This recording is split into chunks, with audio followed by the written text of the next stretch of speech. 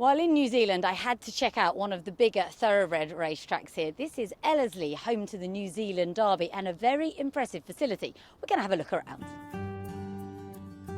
First meeting at Ellerslie was held in 1874. Since then, some of New Zealand's biggest stars have graced its turf, including Cox Plate winner Bone Crusher and champion mare Sunline.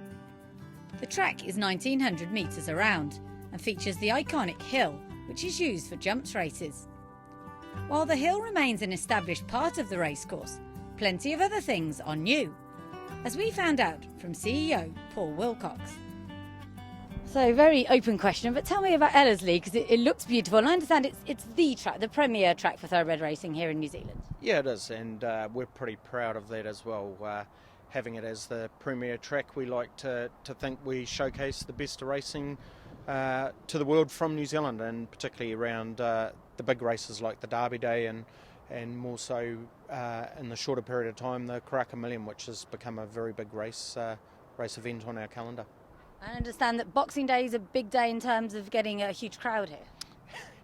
Boxing Day is a great day. That's where we like to hope we put up the sold out signs. The general public seem to take a big chance to come out and see the horses and the atmosphere, and it's not just the racing that they're interested in.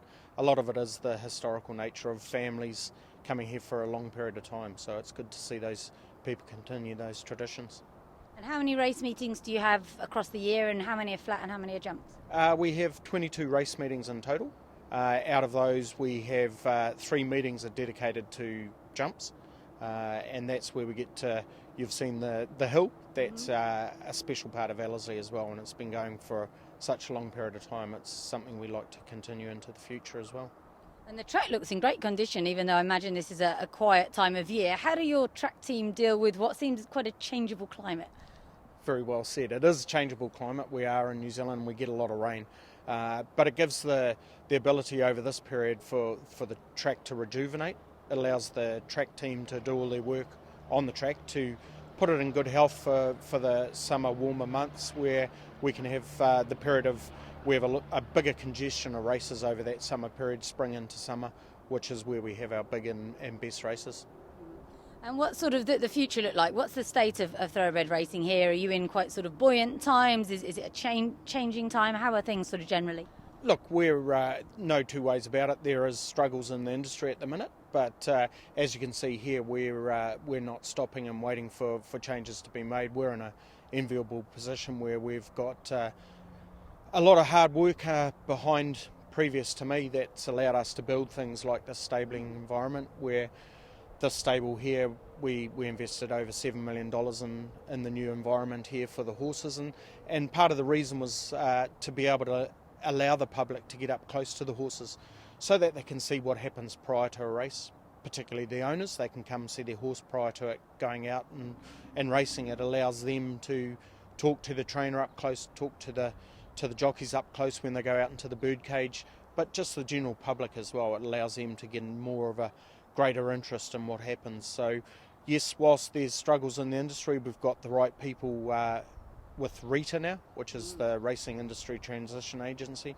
They've got a lot of work ahead of them, but we've got a great group of people that understand racing, which will allow them to put the plans and the changes in place to allow this industry to get back to its good health that we've been known for.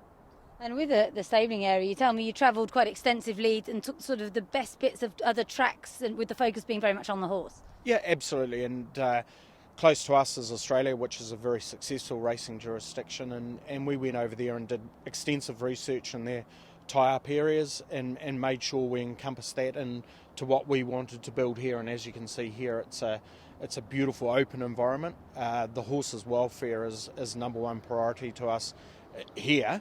Obviously we care about the jockeys as well, but for this we wanted it to be, as I mentioned, open to the public, but number one, it was making sure that we gave the horse the best welfare conditions prior to them going on to track, and then once they've finished their racing, coming back here and allowing them to be in an environment which is good for them.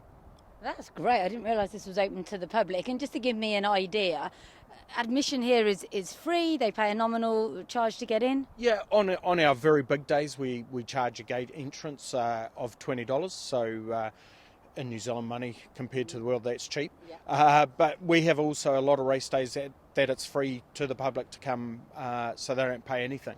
But to get into this environment here, it doesn't cost them a cent. So once they're through the gate, they can walk around anything or anywhere you see the white hoggin. It's in a safe environment for them, so they won't interrupt the preparation of the horse. But also, importantly, they're behind the appropriate fencing so that they won't get injured themselves.